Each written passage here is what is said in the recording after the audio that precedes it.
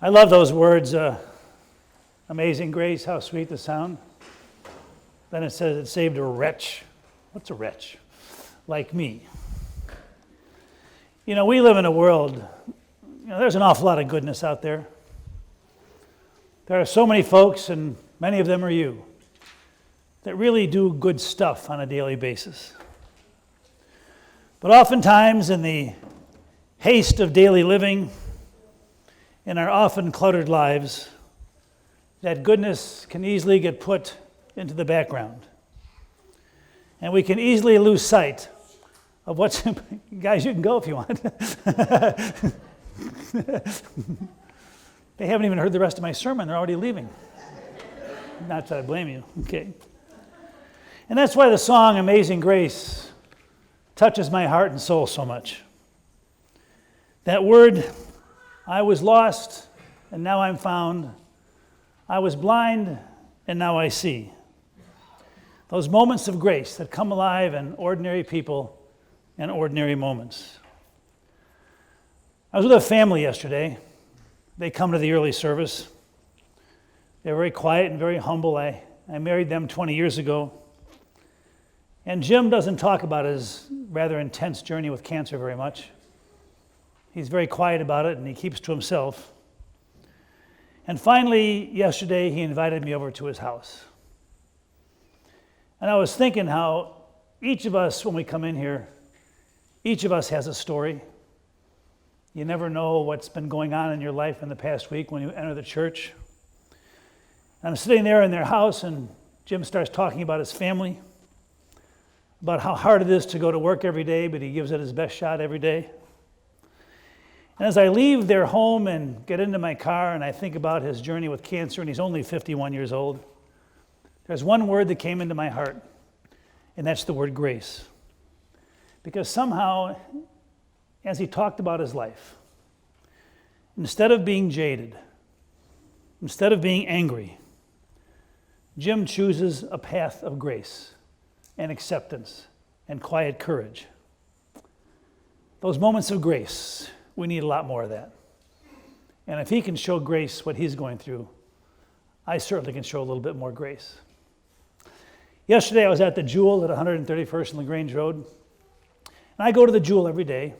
Well, I go twice a day.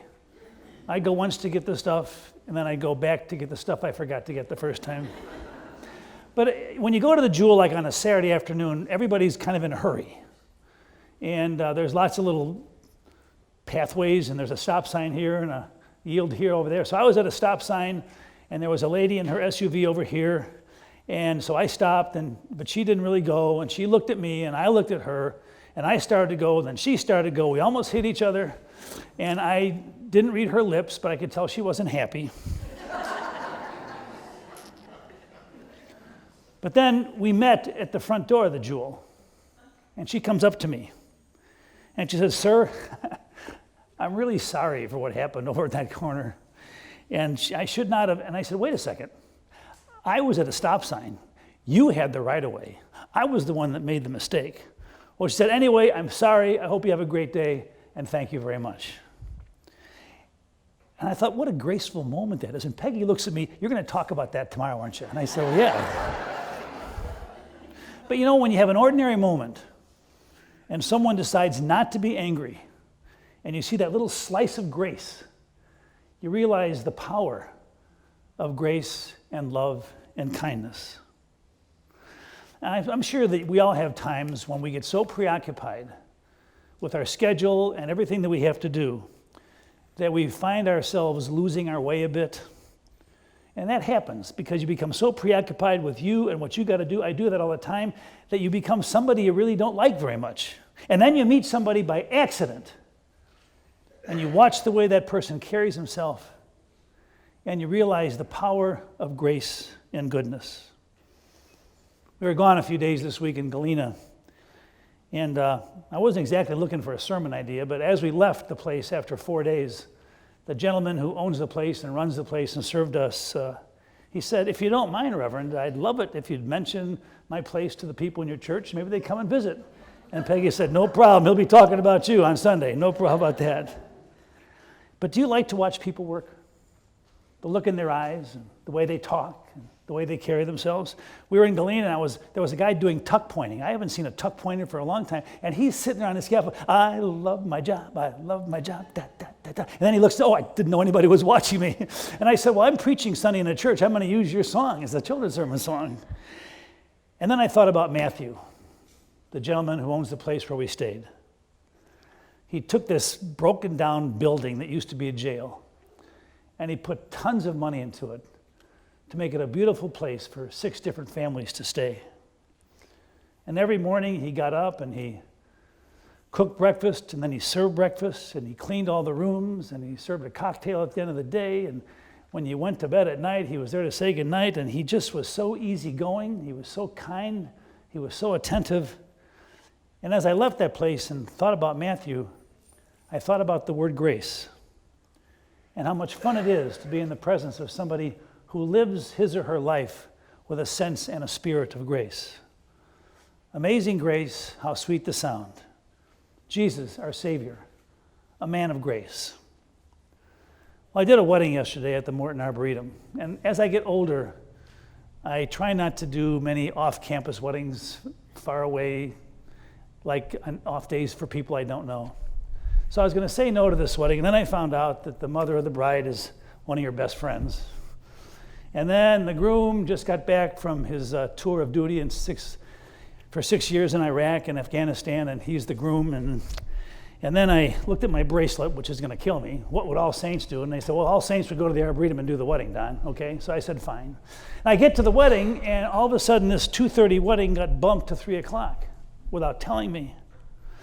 And I said, well, that's okay, but it's got to start at 3 because I got to be somewhere at 4. And I thought the wedding was 2:30. They said, no problem. Well, they get there a little before 3 and forgot the flowers. And they decided to go back to the home in Lamont to get the flowers. So I'm standing there, and it's 3:10, it's 3:20, it's 3:25, 3:30, and the best man said, hey, Reverend, they're on their way. And I said, well, Moses was on his way too, and it took him 40 years to get there. So I'm not really sure that's not really good news to me. As I'm standing there getting irritated and impatient, I think about Jim and his journey with cancer. I thought about the lady in the parking lot who chose to be kind. I thought about a gentle soul named Matthew who loves to take care of people in his own home. Then I thought to myself, Don, it may be late, but this is their wedding day. Maybe the only wedding day they will ever have. So get over yourself. If you're a little late and it doesn't go your way, make their day special and laced with grace. And then I thought of one of you who's been battling cancer for over 30 years. And I asked her, after over 30 years of living with cancer and going through all the stuff you go through, how do you get through it? Where do you find your strength? And this is what she said to me. I know exactly where I'm headed, but I want to get there as slowly as I can. And I thought to myself, that is so beautiful. I know where I'm going, but I'm going to make sure I get there as slowly as I can. You know, each one of us, we're headed somewhere, and wherever we are going, may it be laced with the grace of a humble carpenter. The world needs it, and you and I need it too. Amen. If you're able to, please rise for the creed. It's on page 105.